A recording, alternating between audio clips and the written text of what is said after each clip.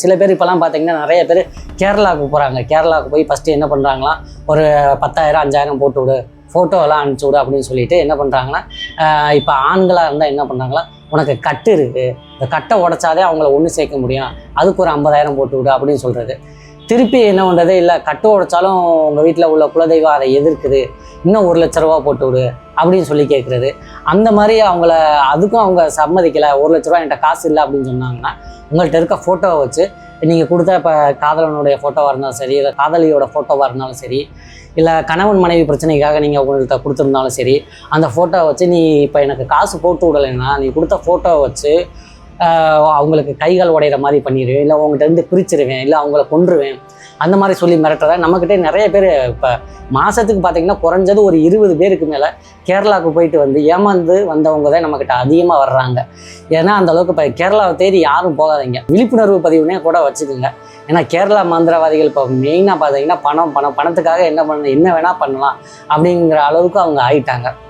உங்கள்கிட்ட காசை மட்டும் வாங்கிக்கிட்டு, ஃபோட்டோ மட்டும் வாங்கிக்கிட்டு எதுவுமே பண்ண மாட்டாங்க. பேசிக்காக பார்த்தீங்கன்னா ஒரு மந்திரவாதினா ஒருத்தவங்களை வசியப்படுத்தணும்னா அவங்களுடைய முடி, இல்லை அழுக்கு உடை, காலடி மண், நெகம், இந்த மாதிரி கேட்பாங்க. இது எதுவுமே இல்லாத பட்சத்துக்கு புகைப்படம், அதை வச்சு வசியம் பண்ணலாம். சரி, அதை வசியம் பண்ணதுக்கு அவங்க ஏதாவது ஒன்று அச்சரமோ, இல்லை வசியமையோ, இல்லை மருந்தோ, இல்லை ஏதாவது ஒன்று கொடுங்க, எதுவுமே கொடுக்காம காசு மட்டும் வாங்கிக்கிட்டு இப்போ நிறைய கேரளா மந்திரவாதிகள் இதுதான் பண்ணிக்கிட்டு இருக்காங்க.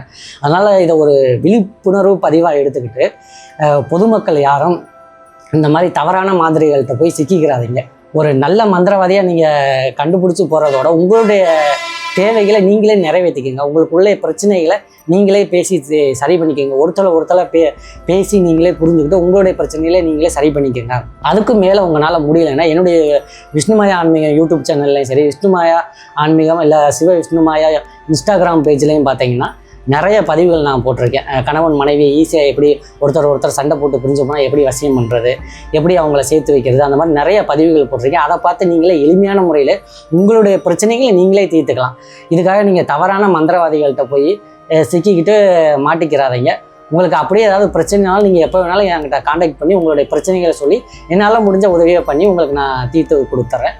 அதில் எந்த மாற்றமும் இல்லை. இந்த மாதிரி உங்களுடைய பிரச்சனைகளுக்கு ஒரு பிரச்சனை அப்படின்னா அதை எல்லாத்தையும் 4 பேர்கிட்ட சொல்லுங்கள். அப்போதே அதுக்கு சொல்யூஷன் கிடைக்கும். தவறான முறையில் எதுவும் நீங்கள் முடிவெடுத்து உங்களை நீங்கள் அழிச்சிக்கிற மாதிரி எதுவும் போய் பண்ணிக்கிறாதீங்க.